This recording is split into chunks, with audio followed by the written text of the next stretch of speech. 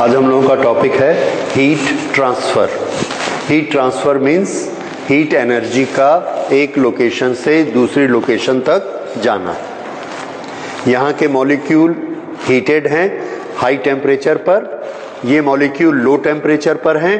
थोड़ी देर बाद इसका टेम्परेचर कम हो गया और इसका टेम्परेचर हाई हो गया।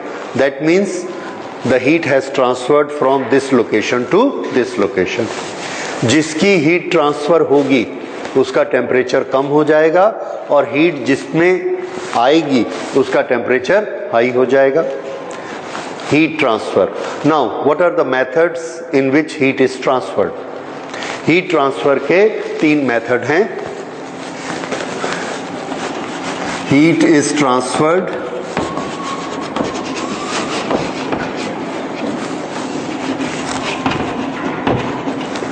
from one location to other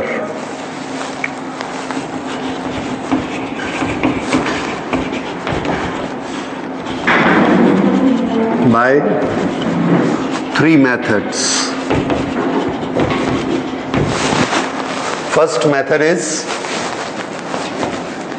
conduction, second convection, and third is radiation.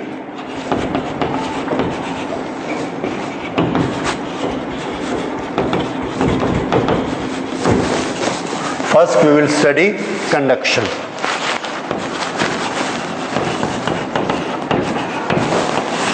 One necessary thing in heat transfer is that one point should be at a higher temperature and other should be at a lower temperature. Then only heat will be transferred, otherwise it will not be transferred. So basic condition for heat transfer is what? Temperature difference. बिना temperature difference के heat energy transfer नहीं होगी। Now conduction, this is a process which is generally used by solids. Why? Because in solids the atoms or the molecules they do not have freedom to move.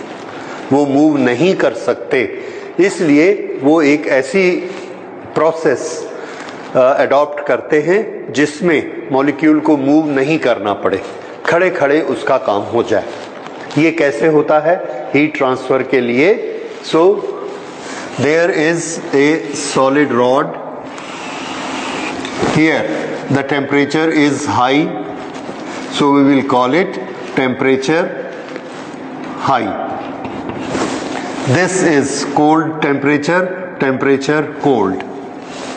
Now the heat will go from this point to this point, and there are molecules here which are set one after the other. So in this we are giving heat to one molecule. This one molecule we are giving heat. This molecule give heat to second, this gives heat to third, this gives heat fourth, and this fifth. But the molecule does not travel. Molecule is not traveling, molecule remain at its place.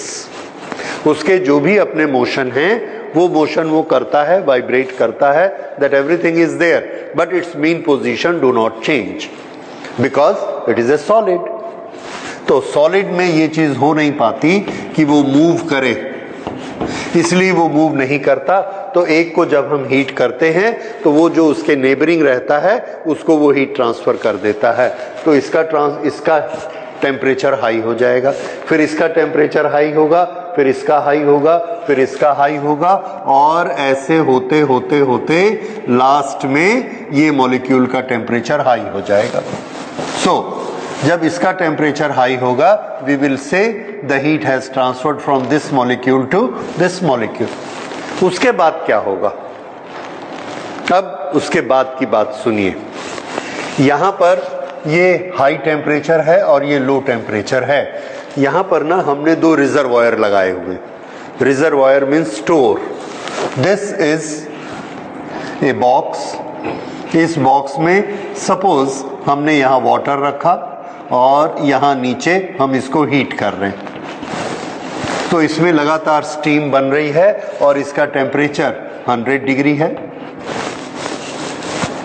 इसको जितनी भी heat चाहिए इससे ले ले, इसका temperature हमेशा 100 रहेगा। यहाँ पर हमने एक दूसरा स्टोर बनाया, इस स्टोर में पानी भरा हुआ है और इसमें आइस है, आइस क्यूब्स।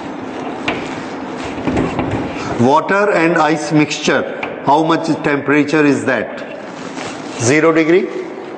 इसमें अगर हीट जाएगी तो ये आइस थोड़ी सी मेल्ट हो जाएगी, पर टेम्परेचर क्या रहेगा? 0 डिग्री। और हीट आएगी तो और आइस मेल्ट हो जाएगी, टेम्परेचर फिर भी क्या रहेगा? 0 डिग्री। तो इसमें हीट आ रही है, उसकी निशानी क्या है? How can we make out कि इसमें हीट आती है? आंसर है ice will keep on melting. पहले हमने देखा इतनी आइस थी, फिर इतनी आइस हो गई, फिर इतनी हो गई, फिर इतनी हो गई। तो आइस क्यों मेल्ट हो रही है? It is getting heat. इसी तरह से अगर यहां पर हीट ऐसे आ रही है लाइक दिस, ओके, हीट यहां पर आ रही है, इसको देखने के लिए हमने क्या किया? यहां थर्मामीटर्स लगा दिए, ऐसे थर्मामीटर्स।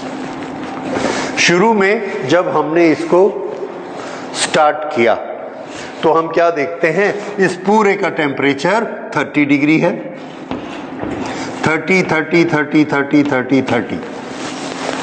थोड़ी देर बाद ये हो गया 50 और ये वाला 30 से हो गया 20, ये 50, तो ये 30 से बढ़कर कितना हो गया? 50। ये 30 से कम होकर हो गया 20। फिर और थोड़ा टाइम बीता तो ये हमने देखा ये हो गया 90 और ये हो गया 10। उसके थोड़ी देर बाद और ये ऑलमोस्ट 100 और ये ऑलमोस्ट 0। इस तरह से इसका टेम्परेचर 100 और इसका टेम्परेचर 0, ये ऐसे। ये जो आइस के कांटेक्ट में है उसका टेम्परेचर 0 और ये जो स्टीम के कांटेक्ट में है इस पॉइंट का टेम्परेचर कितना हो गया? 100। So a temperature gradient is setup. Gradient मतलब क्या? ढलान। यहाँ हाई टेम्परेचर, यहाँ low temperature, a temperature gradient sets up.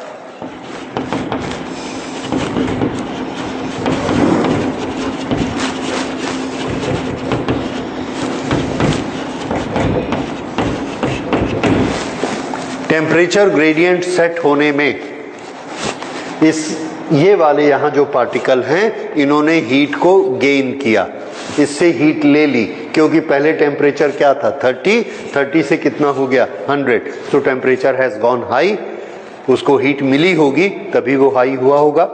हमारा फॉर्मूला क्या है? टेम्परेचर चेंज होता है then heat Q is equal to mst। What is T? Temperature difference. Okay, तो टेम्परेचर डिफरेंस से इसको हीट मिली। कहां से हीट आई? यहां से हीट आई।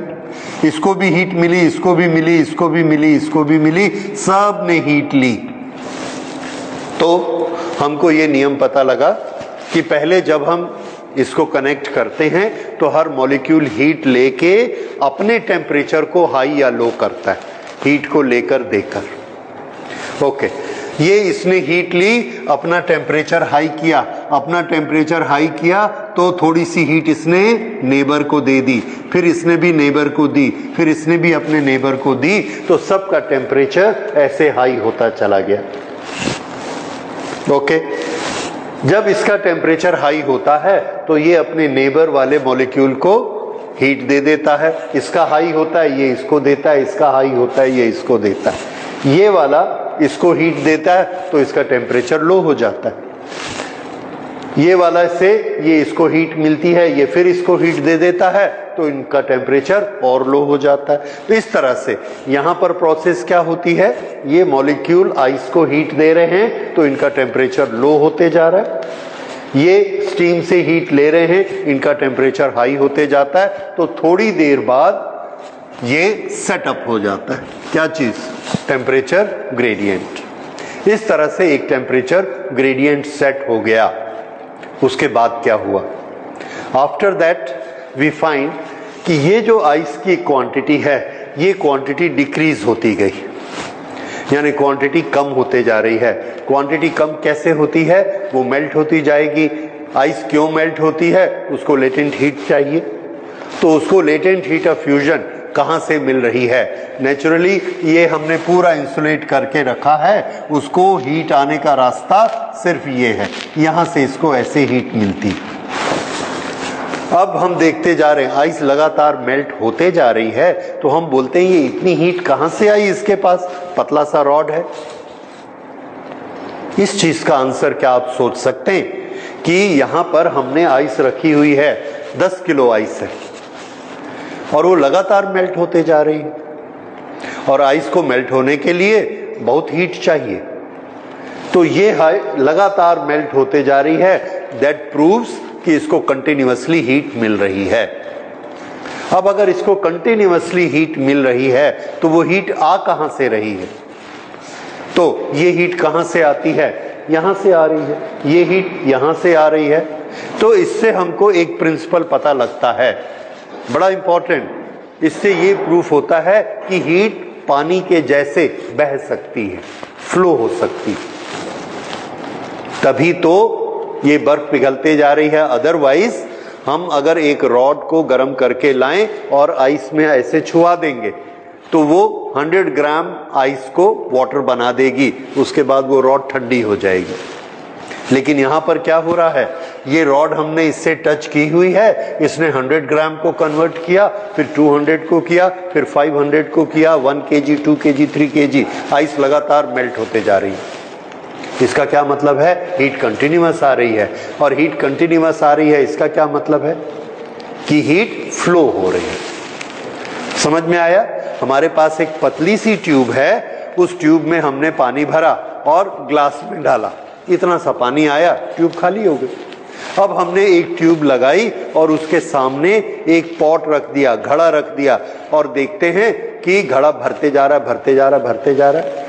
इससे क्या प्रूफ होता है? कि उस ट्यूब में पानी बह के आ रहा है, और एक तरफ से पानी है हाई टैंक में, दूसरी तरफ घड़ा है, लगातार फ्लो हो रहा है। यही चीज इसमें भी हो रही है, लगातार ये पिघलते जा रही है। अगर ये मेल्ट हो रही है, that means the heat is flowing through this. इससे ये प्रूफ होता है heat has a capacity to flow. तो हीट फ्लो होती है, लेकिन मॉलिक्यूल इसके अपनी जगह से नहीं हिल रहे। अगर मॉलिक्यूल नहीं हिल रहे हैं, क्या सबूत है नहीं हिल रहे हैं? बिकॉज इट्स ए सॉलिड, और सॉलिड के मॉलिक्यूल्स मूव नहीं करते, शेप चेंज नहीं होती। So molecules are not moving, the heat is flowing. ये दो चीज प्रूफ हुई। ये कैसे हो सकता है? It is possible only if one molecule is giving heat to the neighbour, और बिना हिले ये इसको हीट दे देता है, ये इसको दे देता है, ये इसको दे देता है। So this method of flow of heat is known as conduction, right? So conduction is molecules do not move but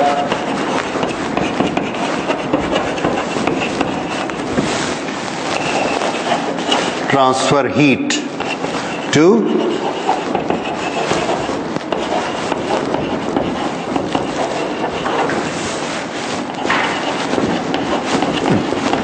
neighboring molecule. So heat keeps on flowing.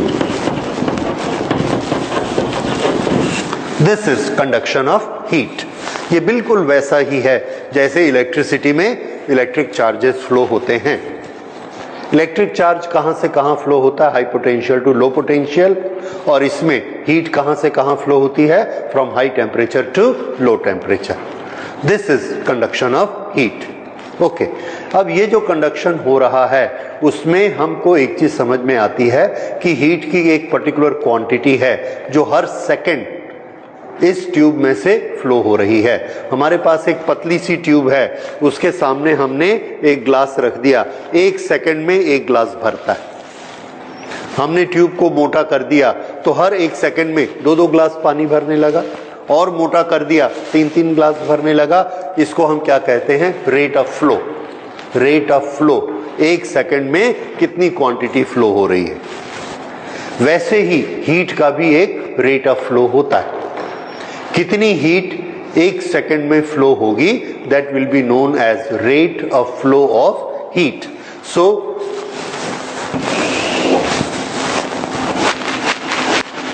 Rate of flow of heat, इसको हम mathematically दिखाएंगे। अगर dt time में dq heat flow हुई है तो rate of flow of heat क्या होगा, dq by dt।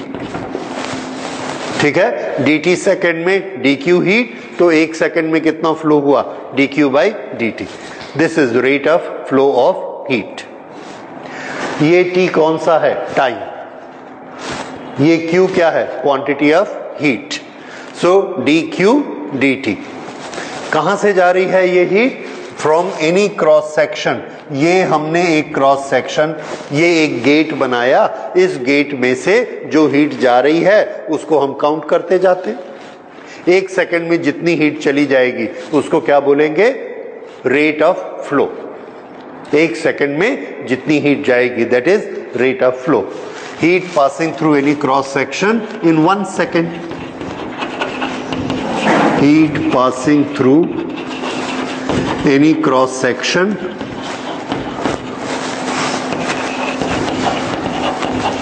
in 1 second.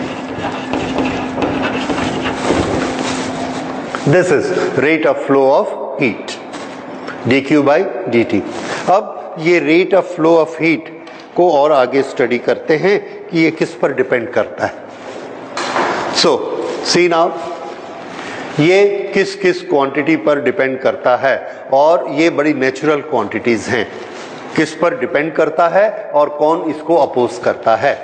Number 1, जितना एरिया बड़ा होगा उतनी ज्यादा हीट पार हो सकती है।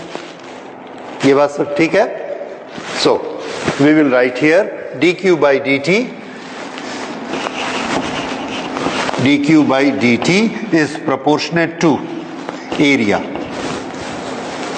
Area of cross section. अच्छा, उसके बाद ये और किस पर डिपेंड करता है, दूसरी चीज,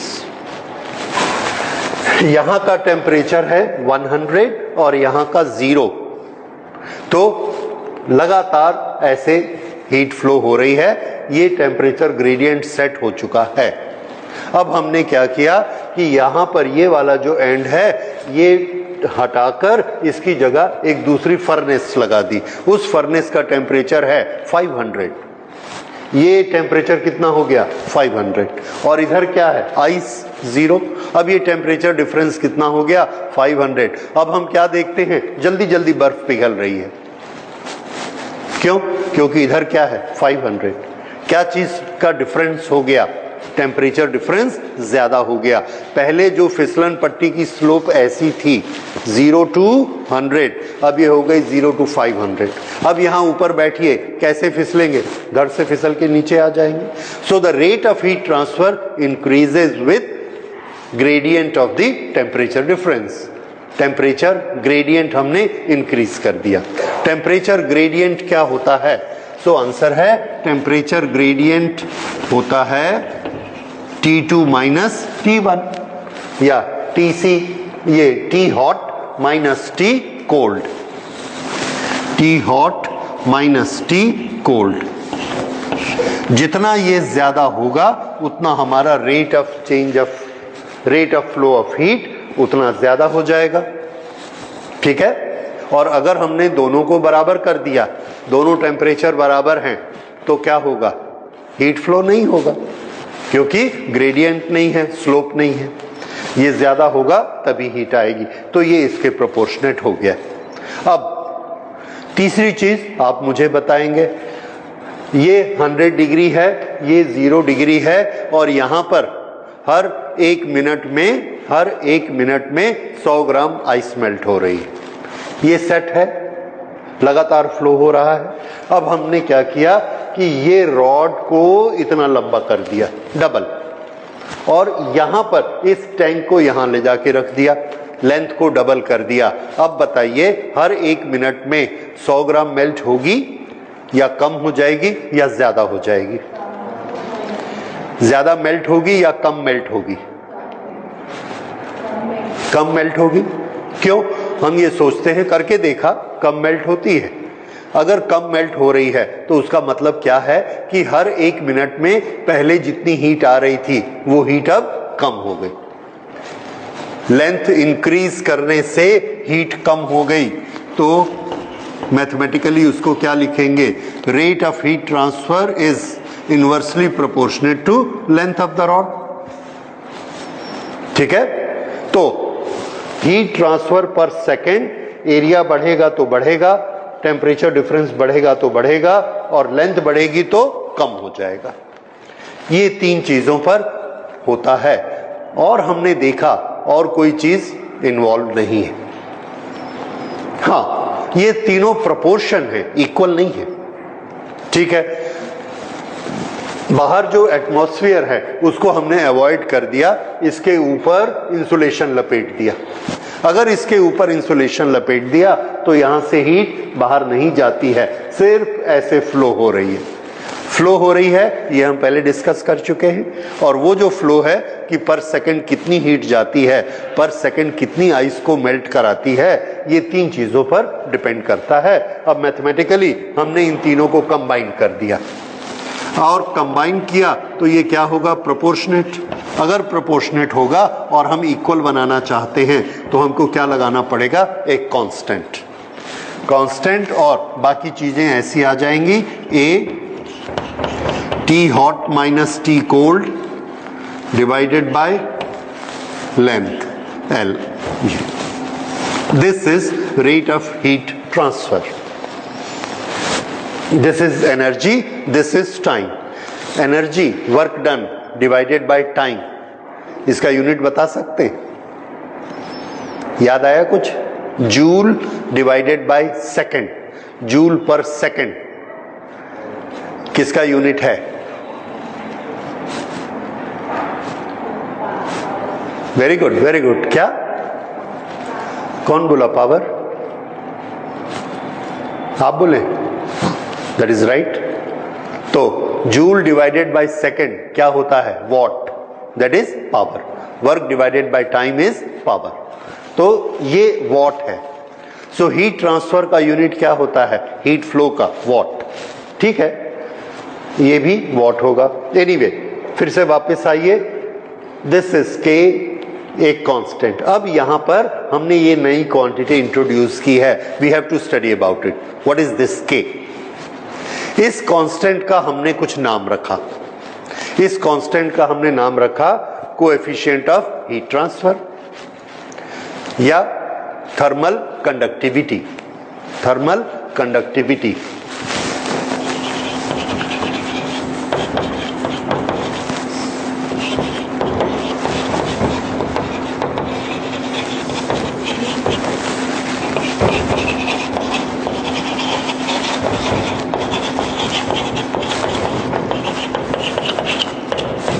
coefficient of thermal conductivity, this is के।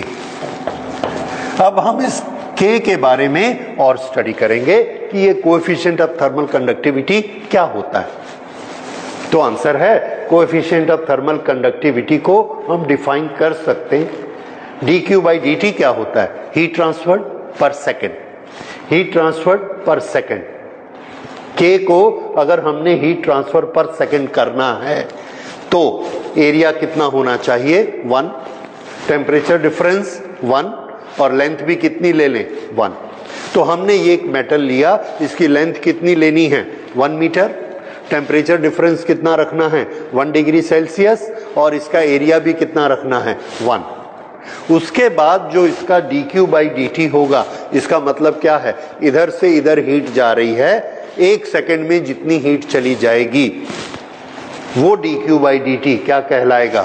उसका k, that is thermal coefficient, coefficient of thermal conductivity. ये उसकी कंडक्टिविटी का कोएफिशिएंट है। फिर से इसको समझिए, मुझे इसका कोएफिशिएंट ऑफ थर्मल कंडक्टिविटी चाहिए, तो इसकी लेंथ कितनी लूंगा मैं? 1। एरिया भी कितना लेंगे? 1। नॉर्मली ये क्या चीज होती है? This is a unit cube. Unit cube की लेंथ कितनी होती है? 1 1 1।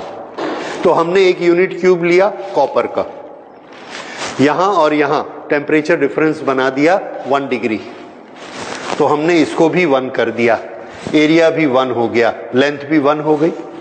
अब K is equal to what? Heat transferred पर सेकेंड। यहां से यहां जितनी हीट एक सेकेंड में ट्रांसफर होगी उसको क्या बोलेंगे? Thermal coefficient. किसका? कॉपर का। थर्मल कोएफिशिएंट किसका होता है? उस मटेरियल का होता है जिसको हमने 1/1/1 लिया। ठीक है, so this is thermal coefficient. अब इसकी डेफिनेशन लिख लेते हैं।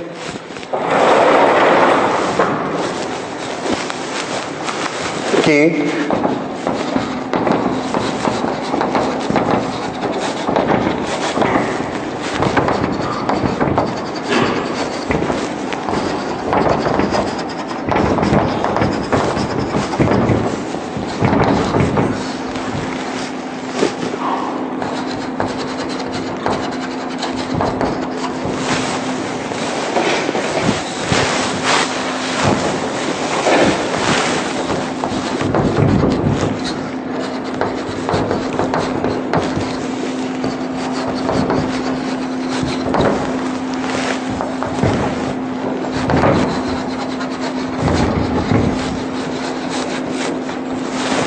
K क्या होता है? Basically quantity of heat transferred, और इसके साथ हम बाकी कंडीशन 1 1 1 1 कर देते हैं।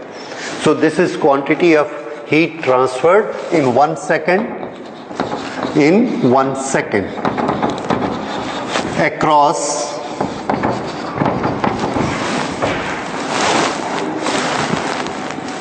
across a distance, across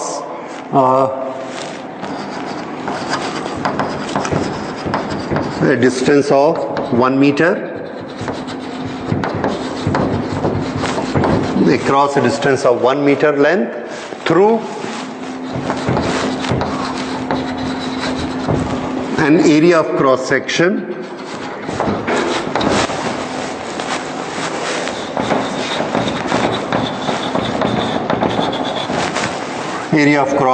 of 1 meter square। ये तो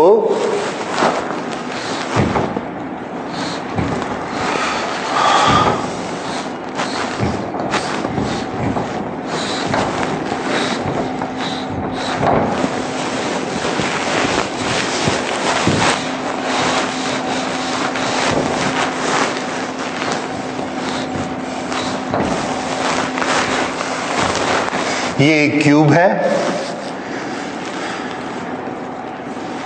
ओके, इस क्यूब के एक फेस में हमने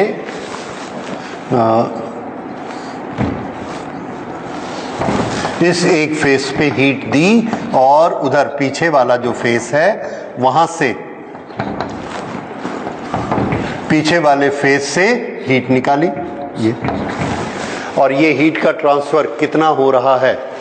that is heat transfer is, जितना भी होगा ये हीट अगर जितनी भी ट्रांसफर हो रही है उसको क्या बोलेंगे? के। बाकी की कंडीशंस, इसकी लेंथ कितनी है? 1, इसका एरिया कितना है? 1 मीटर स्क्वायर, और temperature difference delta T, temperature difference is 1 degree. तो जितनी हीट इसमें से क्रॉस हो रही है ये हीट किसके बराबर है? दैट इज के।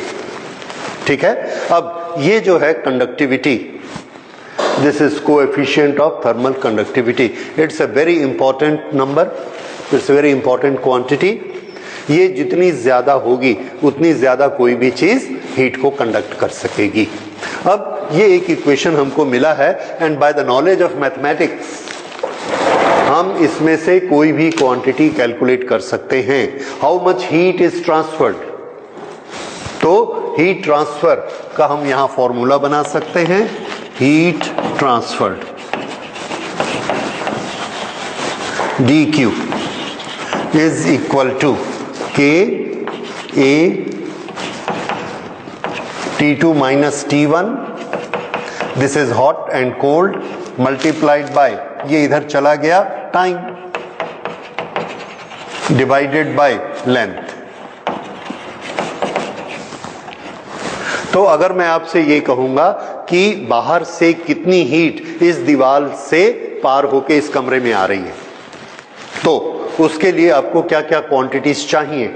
दीवार का एरिया कितना है, बाहर और अंदर का टेम्परेचर डिफरेंस कितना है, उसकी लेंथ कितनी है, यानी उस रास्ते की लेंथ कितनी है, यानी वॉल की मोटाई, और कितने टाइम तक हीट आ रही है। इससे हम क्या कैलकुलेट करते हैं, कितनी हीट ट्रांसफर होती है। और इसमें सबसे इंपॉर्टेंट चीज क्या है, ये कंडक्टिविटी, कि इस दीवार की कंडक्टिविटी कितनी है।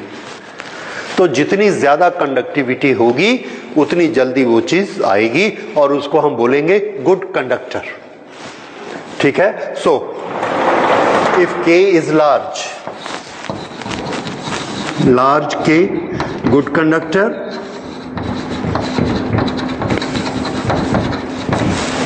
small K bad conductor or insulator।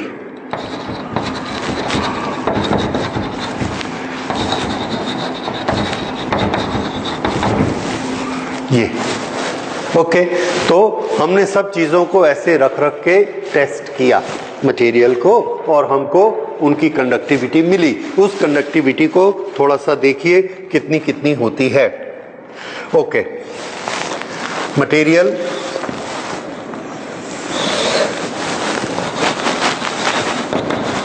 And conductivity. We have solids like metals, and the metal silver has conductivity 406, copper 385, aluminium 205, brass 109, steel 50.2 and so on. Mercury is 8.3. Okay, ये इनकी conductivity है। अच्छा, non metals को देखिए, these are all metals. ये metal की list है। Non metal में brick, non metals,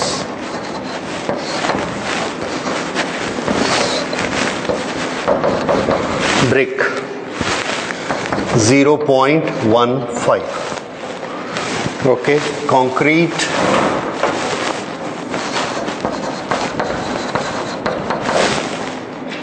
0.8, okay, body fat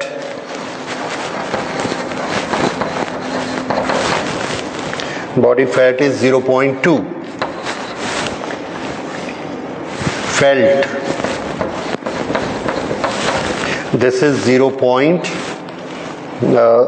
felt is 0.04 minimum, okay. Then wood 0.12 and water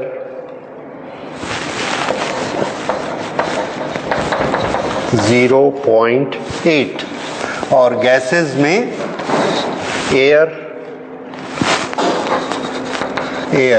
0.024 and organ hydrogen, that doesn't matter much, argon and hydrogen. Argon is 0.016 and hydrogen is 0.14. Okay, अब ये एक chart हमने देखा छोटा सा, लेकिन इससे ज़्यादा इम्पॉर्टेंट है ये समझना कि हमारी लाइफ पे इससे क्या फ़र्क पड़ता है, और इसी के कंसेप्चुअल क्वेश्चंस आते हैं। जैसे यहाँ देखिए, सबसे ज़्यादा कंडक्टिविटी किसकी है? तीनों में मिला के, मेटल में और मेटल में किसकी सबसे ज़्यादा? सिल्वर। यानी 1 सेकंड में कितने जूल पार हो जाएगा? 406, इतना जूल उससे पार होता है। उससे कम कंडक्टिविटी किसकी है? कॉपर की, ऑलमोस्ट 400, और स्टील की कितनी है? 109। ठीक, अब हमने खाना बनाना है, और खाना बनाने के लिए हमने एक बर्तन लगाया, और ये इस बर्तन के नीचे हमने यहां पर गैस जलाई। ये जो गैस है इसका temperature it may be 400, okay, और इसके ऊपर जो खाना है इसका टेम्परेचर है से रूम टेम्परेचर 30 डिग्री। तो heat will flow from high temperature to low temperature. यहां से हीट को यहां जाना है, ये वाला पॉइंट है 400 डिग्री और ये वाला 30। अब यहां से हीट, ये सॉलिड है इसलिए हीट किस मेथड से जाएगी? कंडक्शन। कंडक्शन से जब हीट जाएगी तो कैसे जाएगी? यहां से इधर जाने में कम टाइम लगेगा, ज्यादा टाइम लगेगा? कौन सा मेटल होने से हीट सबसे फास्ट जाएगी? सिल्वर होने से फास्ट, कॉपर होने से फास्ट, और स्टील होने से स्लो। ठीक है, थोड़ा स्लो जाएगी, हमको क्या फर्क पड़ता है? तो देखिए हमको क्या फर्क पड़ता है। यहां से हीट चली 1 सेकंड में या 1 माइक्रो सेकंड में ये यहां पहुंचती है in case of silver. 1 micro second में वो यहां भी पहुंच जाती है, यहां भी पहुंच जाती है, यहां भी पहुंच जाती है। ये 1 माइक्रो सेकंड नहीं तो 2 माइक्रो सेकंड, ये सब जगह हीट पहुंच गई। तो ये पूरा का पूरा यहां जितना हमारा खाना है, ये खाना पूरा गर्म होता है क्योंकि हीट सब जगह जा रही है, because silver is a good conductor. ठीक, ये सिल्वर है। अब अगर हमने इसमें आयरन लिया, ये आयरन है, आयरन की कंडक्टिविटी कितनी है? देखिए, आयरन, स्टील 50। अब अगर यहां से यहां तक इसको जाने में, यहां से यहां तक जाने में इसको 1 माइक्रो सेकंड लगता है हीट को, उस 1 माइक्रो सेकंड में क्या वो यहां पहुंचेगी? आंसर है नो, वो सिर्फ यहीं तक जा पाएगी। फिर यहां तक जा पाएगी, तब तक इधर एयर के कांटेक्ट से ठंडी हो जाएगी। यहां से यहां तक गई 1 माइक्रो सेकंड, 2 माइक्रो सेकंड, ठंडी हो गई। तो यहां पर टेम्परेचर और यहां टेम्परेचर डिफरेंट हो जाते, कंडक्टिविटी कम है, यहां पहुंचती है जल्दी और यहां पहुंचती है देर से। दूसरा, हीट ट्रांसफर। हीट ट्रांसफर का फॉर्मूला देखिए, हीट ट्रांसफर थोड़ा ध्यान से समझिए। हीट ट्रांसफर में किसके इनवर्सली प्रोपोर्शनेट होता है? लेंथ के। ठीक है, तो यहां की लेंथ कम है और यहां की लेंथ ज्यादा है, तो यहां हीट कैसी पहुंचेगी? कम पहुंचेगी। और यहां पर भी हीट कम पहुंचेगी, यहां पर भी हीट कम पहुंचेगी, और यहां पर ज्यादा हीट पहुंचेगी, मोर। और यहां कैसी हो जाएगी? लेस। अब यहां पर जो हमने सब्जी रखी है, दाल रखी है, दूध रखा है, यहां का टेम्परेचर कैसा होगा? हाई, और ये टेम्परेचर कैसा होगा? लो। हमको लगता है दूध गर्म नहीं हो रहा, हमने इसको तेज कर दिया। जैसे इसको तेज किया तो क्या होगा? यहाँ की सब्जी, यहाँ का दूध ज्यादा गर्म होके जल जाता है, और यहाँ का कैसा रहता है? ठंडा, नॉर्मल। ये नॉर्मल और ये जल गया। यहां पर क्या हुआ? हमने इसको heat the, it was a good conductor, ये हीट यहां भी फैल गई, यहां भी फैल गई, यहां भी फैल गई, और सब जगह टेम्परेचर एक जैसा इंक्रीज हुआ, तो सब जगह दूध एक जैसा गर्म होता है। ठीक है, और ये चीज, ये क्या चीज है? सिल्वर या कॉपर। और ये क्या है? Iron, steel. ठीक है, तो कौन सा बर्तन अच्छा होता है? कॉपर का। Naturally silver is very costly, तो प्रैक्टिकली हम लोग घर में क्या देखते हैं? कॉपर ज्यादा अच्छा होता है, क्योंकि उसमें हीट डिस्ट्रीब्यूशन यूनिफॉर्म होता है। फिर भी हम लोग स्टील क्यों यूज करते हैं?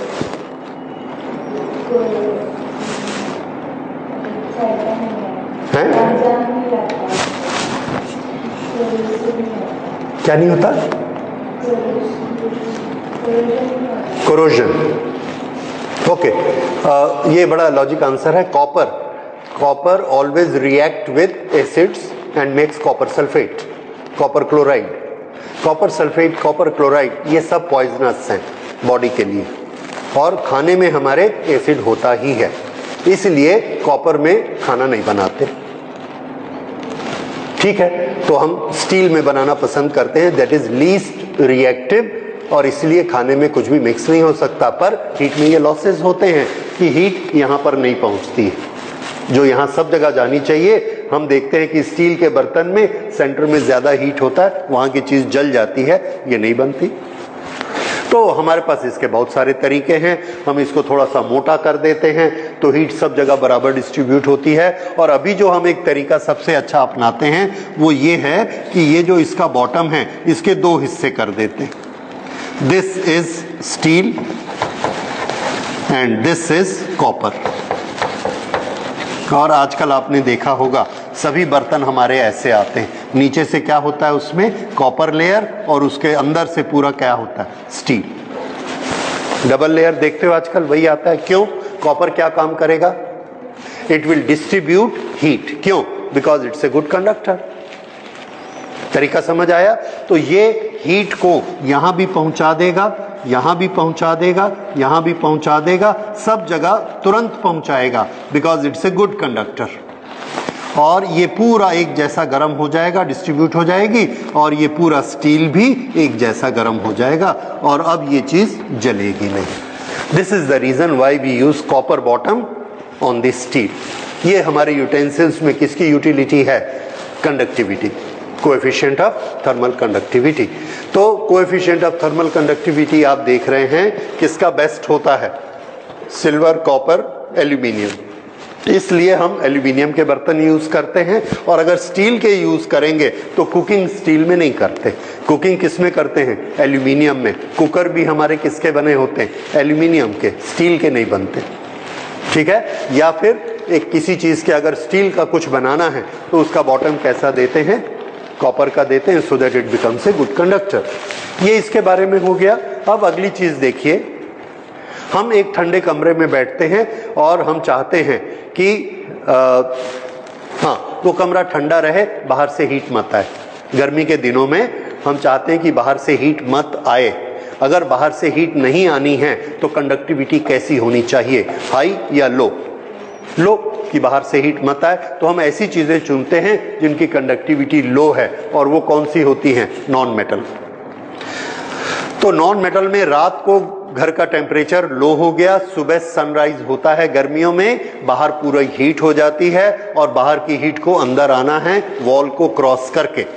तो वॉल की कंडक्टिविटी हमको कैसी रखनी चाहिए? लो। तो आप किसकी दीवार बनाना पसंद करेंगे? कंक्रीट की, ब्रिक की, फेल्ट, वुड? दिख रहा है आपको? ओके, ये कंस्ट्रक्शन मटेरियल हम अलग अलग यूज करते हैं। तो नॉर्मली हमारी वॉल्स जो हैं ब्रिक होती है, और ब्रिक के ऊपर मॉर्टर होता है, ये ब्रिक। तो इसका इंसुलेशन बहुत कम होता है, कम हीट को आने देता है। लेकिन गांव के जो कच्चे मकान होते हैं वो ज्यादा ठंडे होते हैं। क्यों? क्योंकि वो मिट्टी से बने होते हैं, और मिट्टी का कंडक्टिविटी और भी कम होती है। इसमें नहीं दिया हुआ, पर मिट्टी की कंडक्टिविटी और कम होती है। शहरों के मकान किससे बनते हैं? कंक्रीट से। कंक्रीट में देखिए 1 सेकंड में कितनी हीट आएगी? 0.8। और मिट्टी से बनी हुई ब्रिक है, उसमें कितनी आएगी? 0.1। कितना डिफरेंस है। तो कंक्रीट में हीट बड़ी जल्दी पार होती है, इसीलिए छत बड़ी जल्दी गर्म हो जाती है। कंक्रीट की बनी होती है, दीवार ब्रिक की बनी होती है, वो देर से गर्म होती है, क्योंकि उसमें से कितनी हीट आती है? 0.1। और अगर मिट्टी की होगी और कम हीट आएगी। इसके बाद अगर हम छत को भी ठंडा रखना चाहते हैं तो छत के ऊपर एक कंबल बिछा देंगे। ये मत सोचिए कंबल से गर्म होता है, हमने कंबल बिछा दिया, वो क्या चीज है? फेल्ट। ये दिख रहा है? ये कितनी हीट अंदर आने देगा? 1 सेकेंड में 0.04, इतनी कम हीट अंदर आएगी। So it is best insulation. Felt से और अच्छे इंसुलेशन होते हैं, दैट इज ग्लास वूल। तो वो जब आप इंजीनियरिंग में जाते हैं, बिल्डिंग इंजीनियरिंग में, तो उसमें आप और बिल्डिंग मटेरियल में पढ़ेंगे। लेकिन ये सब क्या कहलाते हैं? इंसुलेशंस, क्योंकि ये हीट को अंदर नहीं आने देते। ओके, तो ये इनका काम है। हमारे आसपास जो एयर होती है, एयर का देखिए, एयर का कंडक्टेंस कितना है? 0.02, which is very very less. किसी से भी कंपेयर करिए, सबसे अच्छा इंसुलेटर कौन है? एयर। एयर का इंसुलेशन हम लोग बहुत यूज करते हैं। कैसे यूज करते हैं? अभी आप सब यूज कर रहे हैं। हम जो स्वेटर पहनते हैं, वो स्वेटर गर्म नहीं होता। स्वेटर की स्पेशलिटी क्या होती है? वो ऊन, वूल जो हम यूज करते हैं, वो अपने अंदर एयर के बबल्स को कैप्चर कर लेती। उसके अंदर एयर के मॉलिक्यूल फंस जाते हैं, मूव नहीं कर सकते। अब बाहर का टेम्परेचर ठंडा है, हमारी बॉडी का टेम्परेचर 30 है, बॉडी इज 30, आउटसाइड इज 0, तो हीट फ्लो होगी बॉडी से बाहर और हमारी बॉडी ठंडी हो जाएगी, हमको ठंड लगेगी। लेकिन अगर बीच में एयर है और एयर का इंसुलेशन कितना है? सॉरी, एयर की कंडक्टिविटी 0.0, इतनी कम हीट को एयर अलाउ करती है। लेकिन एयर होनी चाहिए। तो एयर को हम कैसे रखते हैं बॉडी के साथ? स्वेटर पहन के। स्वेटर पहनते हैं तो वूल के अंदर एयर कैप्चर हो जाती है और वो हीट को आने नहीं देती। इसी तरह से आपने देखे हैं जो जैकेट्स आपने पहनी है, उस जैकेट्स के अंदर कपड़े की 2 लेयर और उसके अंदर यू फोम होता है, ये वाला फोम। वैसे अगर हम कपड़ा पहनते हैं तो हमको ठंड लगती है, 2 कपड़े पहन लेते तो भी ठंड लगती है। तो 2 कपड़ों के बीच में इसको सिल देने से ठंड क्यों नहीं लगती? क्योंकि इसके अंदर एयर मॉलिक्यूल्स हैं जो ट्रैप हो जाते, और हमने सिलाई कर दी तो एयर मॉलिक्यूल्स इधर या इधर जा नहीं सकते, उसमें ट्रैप हो गए। And air is a very good insulator, उसकी कंडक्टिविटी सबसे कम होती है, इसलिए ये वाली जैकेट गर्म होती है। रजाई क्यों गर्म होती है? दिस इज द रीजन कि उसके अंदर एयर पार्टिकल्स जो हैं उनकी कंडक्टिविटी बहुत कम होती है। और इसी तरह से जो जयपुर की रजाई हम बोलते हैं, बहुत पतली रजाई होती, 500 ग्राम की, पर बहुत गर्म है बोलते हैं। क्यों? क्योंकि उसकी धुनाई करके उसको ऐसे फैला देते हैं कि उसके अंदर एयर का स्पेस ज्यादा हो जाएगा और उसका मास नहीं होगा, उसके पास वेट नहीं होता, एयर स्पेस ज्यादा है और वो एयर वहां पर कैप्चर हो गई और वो हीट को जाने नहीं देती, तो बॉडी हीट बाहर नहीं निकल सकती, जिससे कि रजाई बड़ी गर्म है। So this is all conductivity of material. So this is the coefficient of conductivity. अच्छा, कंडक्टिविटी का यूनिट क्या होना चाहिए? थोड़ा सा इसे देखकर मुझे बताइए, कंडक्टिविटी का यूनिट कहां से हम बना सकते हैं? कंडक्टिविटी का यूनिट यहां से बनाते हैं। K is equal to what? dq by dt multiplied by length L divided by area A into temperature difference. dq by dt का यूनिट अभी आपने डिस्कस किया था, क्या था? वॉट। This is watt. इसका यूनिट क्या होता है? मीटर। इसका क्या होता है? Metre square. तो 1 मीटर कैंसिल कर देते हैं, ये मीटर। ये क्या बना था? वॉट। Watt meter. ये क्या चीज है? यस, टेम्परेचर पर डिग्री केल्विन और पर डिग्री सेल्सियस। तो ये केल्विन। अब बोलिए यूनिट क्या बना? वॉट पर मीटर पर केल्विन। नोट कर लीजिए, दिस इज वॉट पर मीटर पर केल्विन। ये आ गया इसका यूनिट,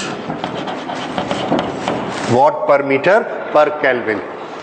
यहां पर हम लिख लेते हैं कंडक्टिविटी वॉट पर मीटर पर केल्विन, राइट। अगर जूल लिखेंगे तो ये क्या हो जाएगा? जूल पर सेकेंड पर मीटर पर kelvin, right. Okay, so this is all about conductivity. हाँ, ये जो कंडक्टिविटी कोएफिशिएंट है K, इसको लेकर हम लोग थोड़े से कंसेप्ट और बनाते हैं। वो कंसेप्ट किस तरह के होते हैं उसको देखिए। कंडक्टिविटी हमने ये चीज पढ़ी है, इलेक्ट्रिसिटी में भी पढ़ी है, उसमें भी कंडक्टिविटी होती है, उसका अपोजिट रेसिस्टिविटी होती है।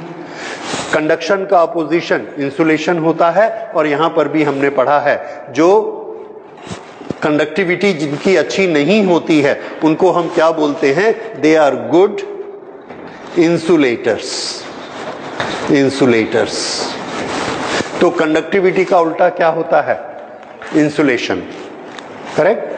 तो ये अब इस कंडक्टिविटी के बारे में जुड़े हुए कुछ और फीचर देखें। इसमें हम एक टर्म देखते हैं दैट इज थर्मल रेसिस्टेंस।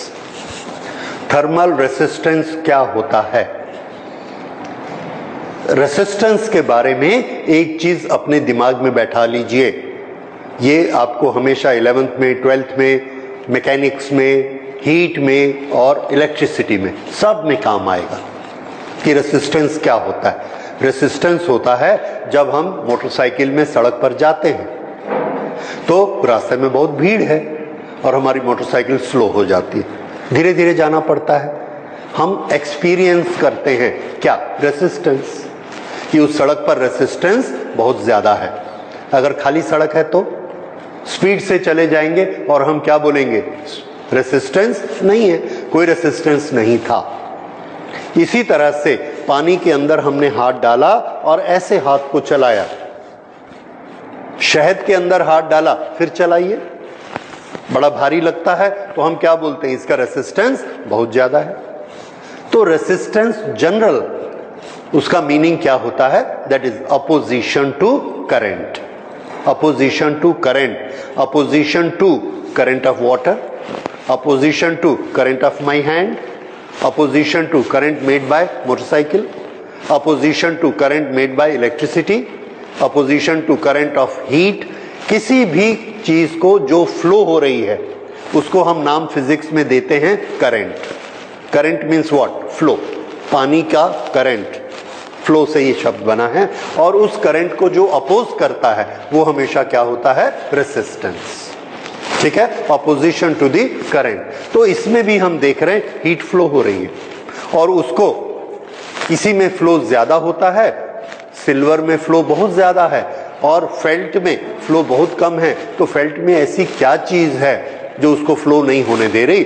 तो हम जानते हैं जो भी चीज है उसको हम क्या बोलेंगे, रेसिस्टेंस।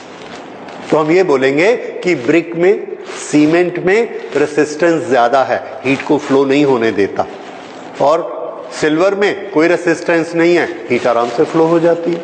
तो ये रेसिस्टेंस क्या है, opposition to the flow. Thermal resistance, opposition to flow of heat.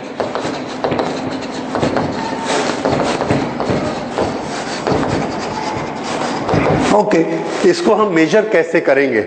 ये कोई बहुत ज्यादा इंपॉर्टेंट क्वांटिटी नहीं है, इसलिए हमने इसके ज्यादा सिंबल और ये वो सब स्टडी नहीं करेंगे। हम इसको सिंपल एक फॉर्मूला से स्टडी करेंगे। एक तो हम ये फिनोमिना समझेंगे कि हीट के फ्लो में भी रेसिस्टेंस नाम की चीज होती है।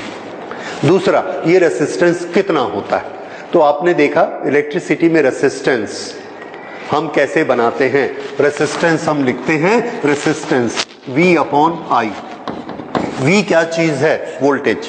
वोल्टेज वो चीज होती है जो धक्का देके ड्राइव करती है। I क्या चीज है, करंट, जितनी करंट फ्लो करती है। तो पानी की करंट कैसे बनती है, जितने हॉर्स पावर का हम पंप लगाएंगे, उसको छोड़िए, जितनी हाइट पर हमारा टैंक होगा, हाइट होगी तो पानी बहेगा, नहीं तो नहीं बहेगा। तो जितनी हाइट ज्यादा है उतना उसका ड्राइविंग फोर्स, और जितनी मोटी धार बनेगी वो उसकी करंट। इन दोनों को जब डिवाइड करते हैं तो हमको क्या मिलता है, रेसिस्टेंस। हर जगह यही है, ऊपर driving force divided by current, current की क्वांटिटी। तो इसमें ड्राइविंग फोर्स कौन है, मैं जानना चाहता हूं कि आप लोग कितना समझे इस बात को। ड्राइविंग फोर्स इसमें कंडक्शन में कौन है जो हीट को बहने के लिए मजबूर करता है? किसके कारण हीट फ्लो होती है? Very good, temperature difference. Temperature difference है तो हीट फ्लो होगी, नहीं तो नहीं होगी। दूसरा हमने देखा जितना टेम्परेचर डिफरेंस बढ़ता जाएगा उतना ये सर ऐसे फ्लो होगी, उसको क्या बोलते हैं, टेम्परेचर ग्रेडियंट। जितना ज्यादा ग्रेडियंट होगा उतनी ज्यादा हीट फ्लो होगी। तो temperature difference is the driving force. तो यहां हम लिख देते हैं temperature difference T2 minus T1। और करंट क्या होती है, हीट, जो हीट फ्लो हो रही है, क्वांटिटी ऑफ हीट पर second is the current, dq by dt is the current. ये हमारे हिसाब से driving force divided by quantity of heat flowing पर सेकेंड, ये क्या बना, formula for resistance, thermal resistance. Okay, अब इसको ना थोड़ा सा क्लेरिफाई करते हैं। मुझे इसको देखकर बताइए क्या लिख सकते हैं। ये फॉर्मूला को, हमारे पास फॉर्मूला पहले क्या था, we know dq by dt is equal to ka T2 minus T1 upon L। ये दिस वी ऑलरेडी नो। अब इसमें से थोड़ा इस क्वांटिटी को आइसोलेट करिए, अलग करिए। T2 माइनस T1 यहां रहने दो, dq by dt को इधर ले आओ, बाकी सबको इधर ले जाओ। Yes, very good. तो resistance is equal to T2 minus T1 upon dq by dt। This is equal to, ये इधर आ गया L, length divided by K into A, बस। और अब जब हम इसको पढ़ते हैं तो देखते हैं लॉजिकली बिल्कुल करेक्ट है। किसी भी ऑब्जेक्ट में हीट का रेसिस्टेंस अगर लेंथ उसकी ज्यादा होगी तो रेसिस्टेंस ज्यादा होगा, ठीक है। दूसरा, कंडक्टिविटी से अपोजिट है, कंडक्टिविटी जितनी ज्यादा होती जाएगी रेसिस्टेंस कम हो जाएगा, कंडक्टिविटी कम होगी रेसिस्टेंस ज्यादा हो जाएगा। इसीलिए ये नीचे है। वैसी एरिया, बड़ी सड़क दोगे, बड़ा एरिया दोगे तो तेजी से जाएगी हीट, और छोटा दोगे तो अटक अटक के जाएगी, इसलिए एरिया भी नीचे। सो this is our formula for thermal resistance. तो कभी कभार एग्जाम में, very rarely it is asked what is thermal resistance. So we have to tell that thermal resistance is driving force divided by current.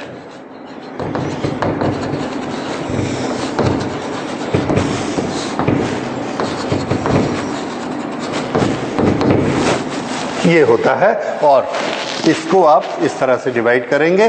This is our expression for thermal resistance of a given material, of a given sample, जिसकी length L है, उसके material की conductivity K है, और ये area A, right. तो ये हो गया। अच्छा, रेसिस्टिविटी, रेसिस्टिविटी बहुत आसान है, कंडक्टिविटी का उल्टा। कंडक्टिविटी क्या है, K, तो रेसिस्टिविटी क्या है, 1 अपॉन K। रेसिस्टिविटी क्या होती है, लेंथ को 1 कर दो, एरिया को 1 कर दो, 1 upon K, that will be resistivity. तो resistivity is insulation, समझ में आया। तो anyway उसको लिखने की जरूरत नहीं है। So this is thermal resistance। उसके बाद इससे कंडक्टिविटी से जुड़ी हुई कुछ और चीजें देखिए। कॉम्बिनेशन,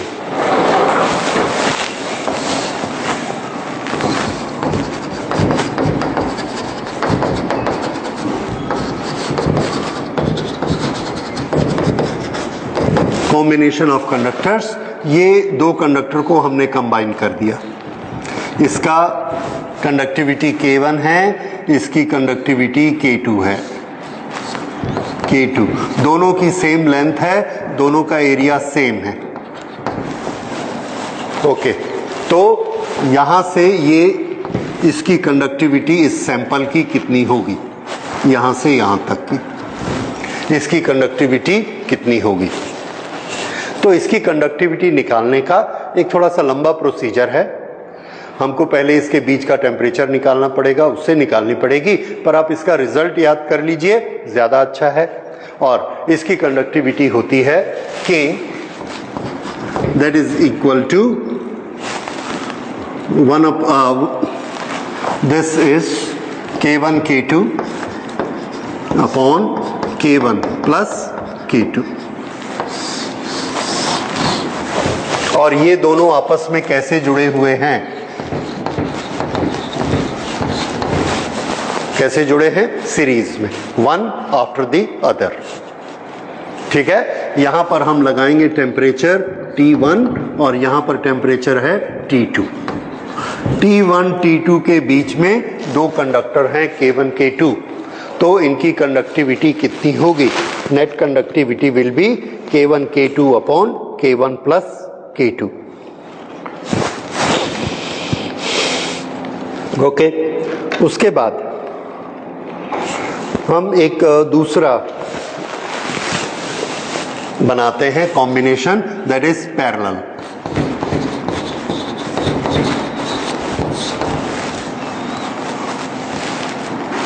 पैरेलल कॉम्बिनेशन हमने बनाया। पैरेलल कॉम्बिनेशन में ये एक मटेरियल है, इसकी कंडक्टिविटी K1 है, जो कि ये मटेरियल था K1, और इसके पैरेलल में हमने दूसरा मटेरियल लगाया और इसकी कंडक्टिविटी K2 है। ये दूसरा है, this is again K2। Both have got same length, same area of cross section, और यहां पर हमने टेम्परेचर दिया T1 और यहां टेम्परेचर दिया T2। अब इसके पास जाने के कितने रास्ते हैं? दो रास्ते हैं और दोनों पैरेलल हैं। ये भी हीट को फ्लो कराता है, ये भी हीट को फ्लो कराता है, तो कंडक्टिविटी का क्या होगा? इंक्रीज की decrease? Conductivity will increase. Conductivity क्या है? कितनी हीट जाती पर सेकंड? तो पर सेकंड जो हीट जाएगी वो ज्यादा हो जाएगी, क्योंकि दो रास्ते हैं ना, यहां से भी हीट जा रही है, यहां से भी हीट जा रही है, तो कंडक्टिविटी इंक्रीज हो जाती है। इसमें क्या होगा? Conductivity will decrease.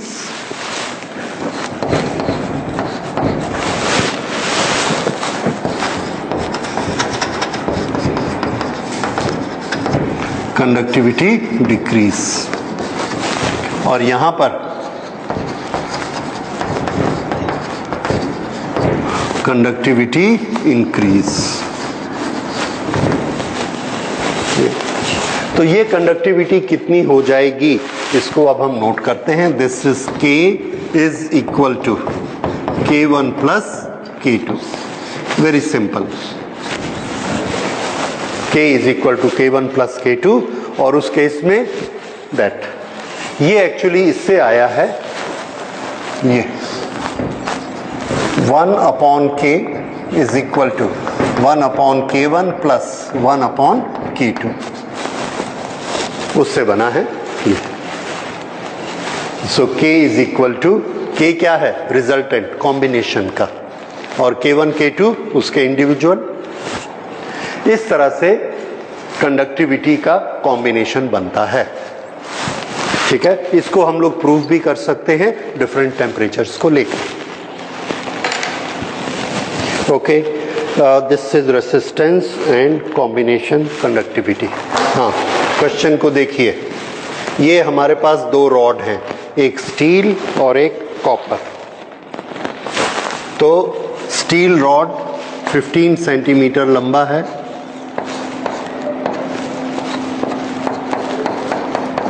ओके, और कॉपर का रॉड 10 सेंटीमीटर लंबा है।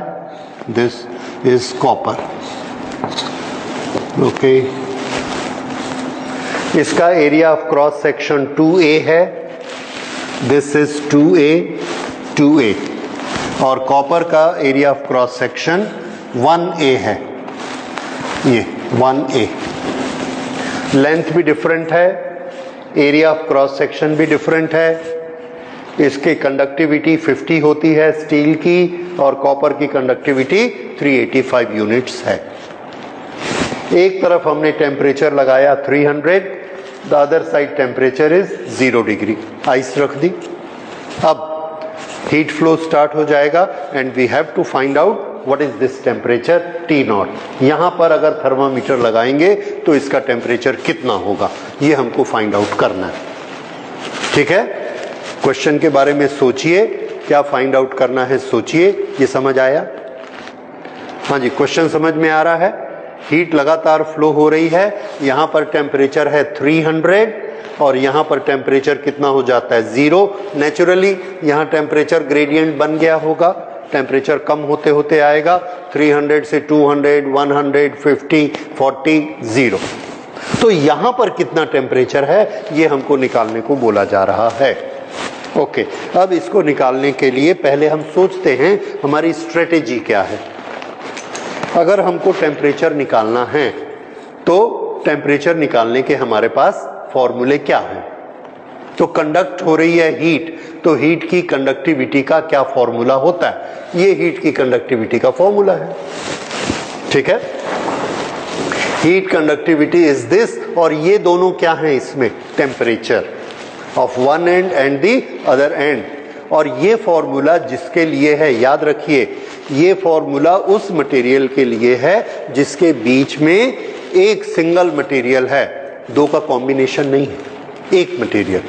तो इसको हम कहाँ अप्लाई कर सकते हैं, यहां से लेके यहां तक या यहां से लेके यहां तक। एक चीज तो ये आ गई। अच्छा, हमको भी यही चाहिए, क्योंकि हमको ये टेम्परेचर निकालना है। अगर हम इसको T0 मानते हैं और ये एक टेम्परेचर है TH, T hot, T hot, तो T hot T0, T hot T0, एक इक्वेशन बना सकते हैं। समझ आया? ये एक इक्वेशन बना सकते हैं। अगर हम ये इक्वेशन सेट कर दें तो हम T0 निकाल सकते हैं।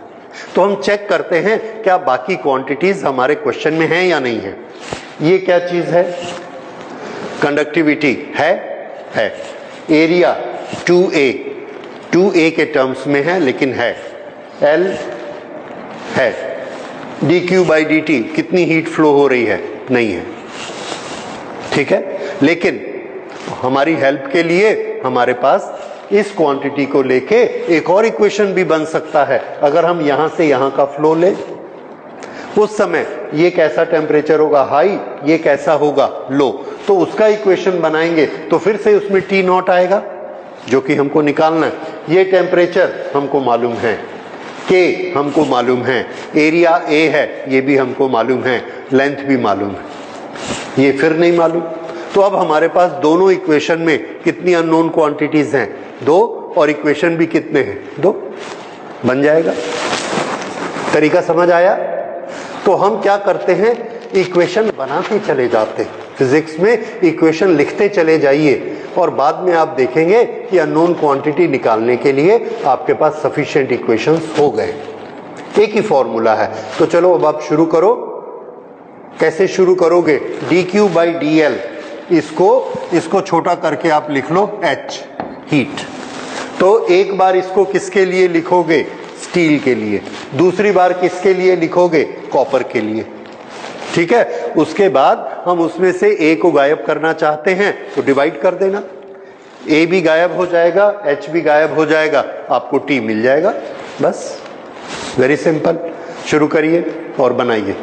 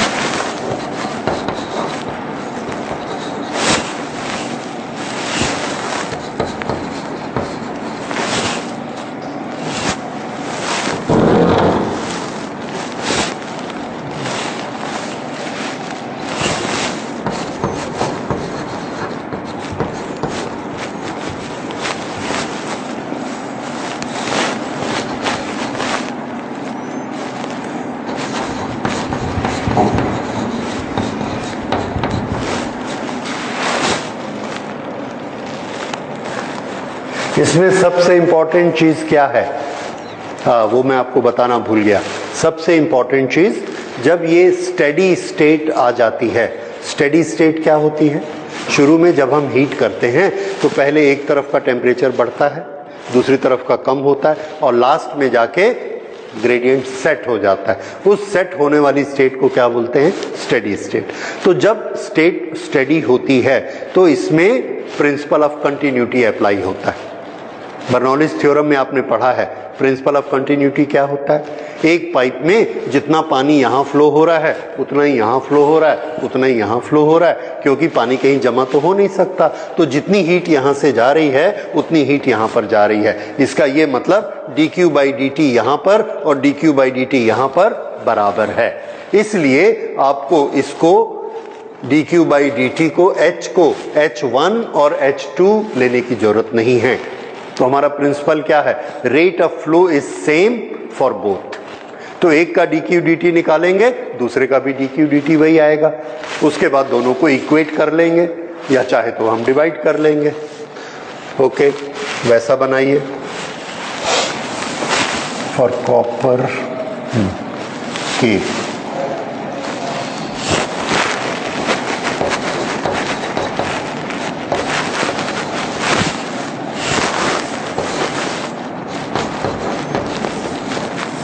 हाँ, इसमें लेंथ लिखना भूल गए हम, right.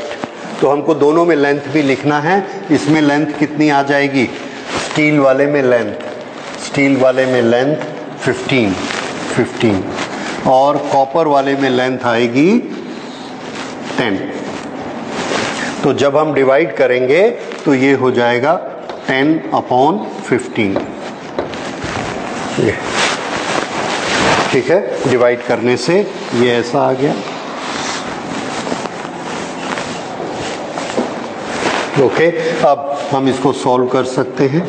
2, 3।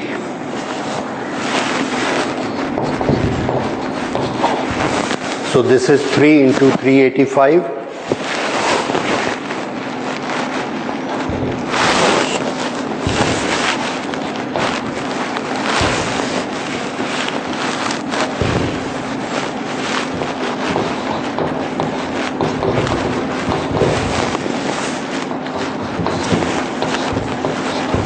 Plus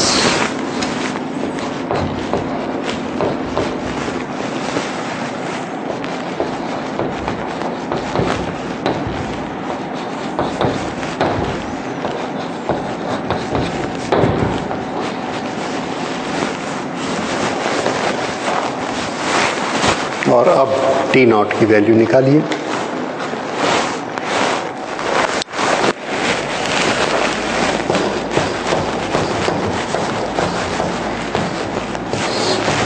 So this T comes to 44.4 degree Celsius. ठीक है, आप निकाल के देखिए, सब इतना ही आएगा। ओके, सो ये कंडक्टिविटी के बारे में हमने काफ़ी चीज़ें पढ़ी, लेकिन इसके बाद आपके और न्यूमेरिकल्स भी हो सकते हैं, बहुत से न्यूमेरिकल्स हो सकते हैं, पर याद रखिए हर न्यूमेरिकल में फॉर्मूला यही यूज़ होगा। दूसरा, हर न्यूमेरिकल में एक चीज़ क्या यूज़ होगी? एक रास्ते में कंटिन्यूटी सेम रहती है। एक रास्ते में अगर दो रास्ते हमने बना दिए, ये दो रास्ते, तो यहाँ का dq बाई dt अलग होगा और यहाँ का dq बाई dt अलग होगा। एक रास्ते में जितनी दूर भी जाइए, रास्ते में जितने भी आ जाएंगे, सब में क्या चीज़ सेम रहेगी? dq by dt, current. और पैरेलल में दोनों में अलग अलग करंट जाएगी, तो दोनों का dq बाई dt अलग होगा। ये लेकिन फॉर्मूला सब एक ही फॉर्मूला है, बस इसी फॉर्मूले से सभी बनेंगे। इसी को आप यहाँ ले जाइए, किसी को यहाँ ले आइए, जैसा भी करके आप इसमें से अननोन क्वांटिटीज फाइंड आउट कर सकते हैं। सो this is all about conductivity, जितना हमको जानना चाहिए। रेस्ट आपको और न्यूमेरिकल्स इसमें प्रैक्टिस करने होंगे। And now we will go for the next feature. ये एक छोटा सा फीचर है, that is convection method, heat transfer by convection. आपने दूसरा मेथड पढ़ा था, कन्वेक्शन।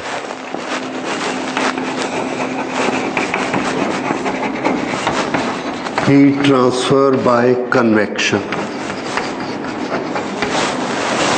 ये जो कन्वेक्शन का मेथड है ये हमको मोस्टली मिलता है लिक्विड्स, गैसेस, ये दोनों में कन्वेक्शन का मेथड होता है। इस मेथड में जो मॉलिक्यूल्स हैं वो बाउंड नहीं होते, molecules are free to move.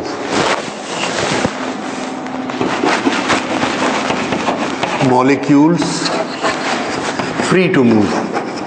अगर ये फ्री टू मूव होते हैं तो ये खुद ही चल के दूसरी जगह चले जाते हैं और दूसरे को हीट दे सकते हैं, दूसरी लोकेशन पर ये चले जाते हैं, वहाँ का एरिया हीट अप हो जाता है। किस तरह से? यहाँ पर हमने एक बर्तन में फ्लूइड रखा और इसके पास ये पार्टिकल हैं और नीचे से हमने एक हीट सोर्स लगाया और यहाँ से इसको हीट दी। यहाँ का टेम्परेचर राइज होता है और ये वाले जो पार्टिकल हैं ये पार्टिकल गर्म होते हैं। यहाँ का लिक्विड जब गर्म होगा तो गर्म होने से, हीट अप होने से उसका वॉल्यूम इंक्रीज होगा। अगर वॉल्यूम इंक्रीज होगा तो डेंसिटी का क्या होगा? The density will decrease. अगर डेंसिटी डिक्रीज होती है तो वो मॉलिक्यूल्स, वो वाटर कहाँ रहेगा? नीचे की ऊपर। तो आंसर है ऊपर जाएगा, तो उस पर अपथ्रस्ट का फोर्स लगता है और ये ऐसे ऊपर आ जाता है। जब ये ऊपर आता है, इससे टेम्परेचर इसने लिया, इसका टेम्परेचर हाई हुआ, डेंसिटी कम हुई और because of that low density it goes up. Now on the way it strikes many other molecules. बाकी सब मॉलिक्यूल को टक्कर मारते मारते ऊपर जाएगा, जिससे भी टकराएगा उसको थोड़ी सी हीट दे देगा, तो इसकी अपना टेम्परेचर कैसा हो जाएगा? कम होते जाएगा। तो ये ऊपर पहुंचता है, ऊपर पहुंचते पहुंचते इसका टेम्परेचर थोड़ा सा कम हो जाता है। अच्छा, ये तो एक एक्शन हुआ कि ये ऊपर गया। जैसे ही ये ऊपर आता है, दूसरा इंपॉर्टेंट एक्शन आपको ये याद रखना है कि जहां से ये ऊपर आएगा वहां जगह खाली हो गई। There is a vacuum created at that place and this place become vacant. जैसे ही ये वैकेंट होता है तो इसको भरने के लिए कौन आएगा? ऊपर से ये नीचे आएगा या साइड वाला इधर आएगा? तो आंसर है ऊपर से नीचे आने के लिए एनर्जी ज्यादा चाहिए, साइड से आने के लिए एनर्जी नहीं चाहिए। तो ये ऐसे आ जाते, ये वाले ऐसे आ जाते और जब ये इधर आते हैं तो इनकी जगह खाली होती है और ये नीचे गिर जाता है ऐसे। अब ये यहाँ पर पहुँचता है, यहाँ पहुँचता है तो यहाँ कंटिन्यूअस हीट मिल रही है, ये हीट इसको मिलती है तो ये लाइट हो जाता है और लाइट होके ये ऊपर चला जाता है। जैसे ये ऊपर जाता है ये जगह खाली होती है तो ये नीचे उतरता है। ऐसे करके ये सब ऐसे आते हैं और ऐसे उठते हैं। जब ये नीचे आएगा तो ये जगह खाली हो जाएगी और जब ये जगह वैक्यूम होगी, खाली होगी, तो ये यहाँ चला जाएगा और ये यहाँ चला जाएगा। अब यहाँ से जो आ रहा है उसका टेम्परेचर हाई हो गया, इसके कंपैरिजन में इसका टेम्परेचर हाई है, ये ऐसे उठता है। तो ये वाला धीरे धीरे क्या होता है? ये लिक्विड उठा, दूसरा आया, तीसरा आया, चौथा आया, all the liquids gate heated up. ये जब गर्म होके ऊपर उठते हैं तो ये तब तक ठंडा हो गया है, इसका वेट इंक्रीज हो जाता है, डेंसिटी ज्यादा हो जाती है because the volume has decrease. तो ये फिर यहाँ से ऐसे नीचे उतर जाता है, ये यहाँ से ऐसे नीचे उतर जाता है और ये प्रोसेस कंटिन्यूअसली चलते रहती है, कंटिन्यूअसली चलते रहती है। यहाँ से मॉलिक्यूल्स ऐसे ऊपर उठते हैं और यहाँ से फिर ऐसे नीचे आते हैं, फिर ऐसे ऊपर उठते हैं, फिर नीचे आते हैं। और ये किसके अगेंस्ट है? ग्रेविटी के अगेंस्ट। इसीलिए लाइटर डेंसिटी में ऊपर उठता है। ये जो मेथड है, this method is known as convection. इसमें मॉलिक्यूल्स मूव करते हैं, molecules molecules force to move.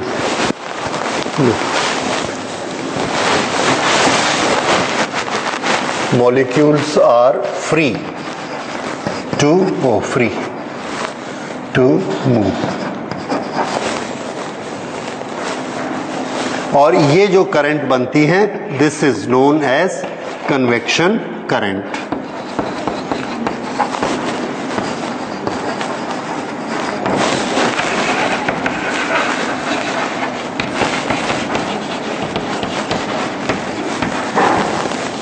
lighter fluid rise,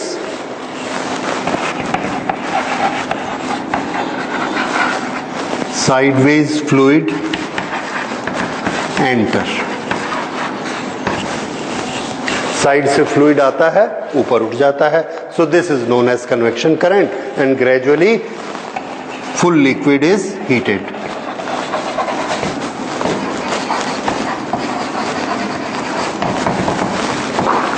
और ये हमारे नेचर में this is a very important phenomena because this decides our climate. यहां पर समुद्र है, this is sea and this is land. ये पत्थर हैं, चट्टाने हैं. दिन के टाइम में, in the day time, due to sun rays, this gets higher temperature,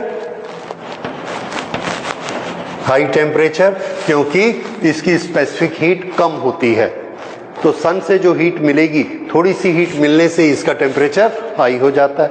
पानी की स्पेसिफिक हीट ज्यादा होती है, वो हीट को एब्जॉर्ब करता है, धीरे धीरे टेम्परेचर बढ़ता है. तो क्या होता है, इसका टेम्परेचर हाई और इसका temperature low. This is high, this is low. अब कौन सी एयर ऊपर उठेगी? जो हाई है वो ऊपर उठेगी. तो यहां से एयर ऐसे ऊपर उठती. अगर ये एयर ऐसे यहां से ऊपर उठेगी तो यहां एक वैक्यूम क्रिएट हो जाता है. अगर यहां पर वैक्यूम क्रिएट होता है तो उसको फिलअप करने के लिए साइड से एयर आती है, और साइड में कौन है? सी. तो ये ऐसे चलती, ये एयर ऐसे आ जाती है, और फिर ये एयर ऊपर जाती है, और ऊपर जाके ये जब ऐसे आती है तो ये एयर ऊपर से ऐसे आएगी, और ये ऊपर जाके फिर ऐसे घूम के इस तरह से आएगी. तो दिन में, इन द डे टाइम, यहां पर ध्यान दीजिए, इस जगह पर, यहां पर एयर का फ्लो किधर से किधर है. तो is it from sea to the land और land to the sea? Sea to land. अब नाइट के टाइम में,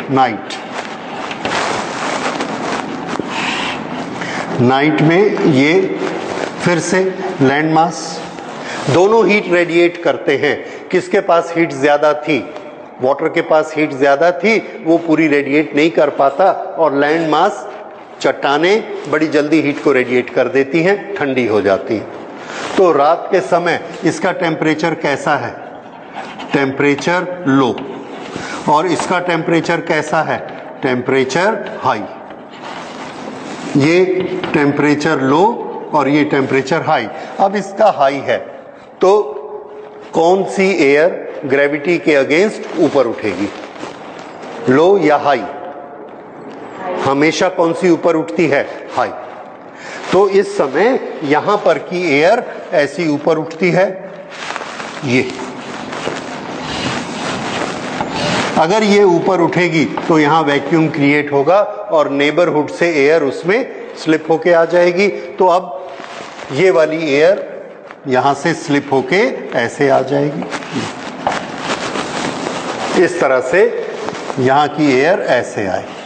तो नाइट के टाइम में एयर का फ्लो किधर से किधर होता है? From land mass to sea. So day में सी टू लैंड और नाइट में लैंड मास टू सी. ये कौन सा फिनोमिना है? Convection currents.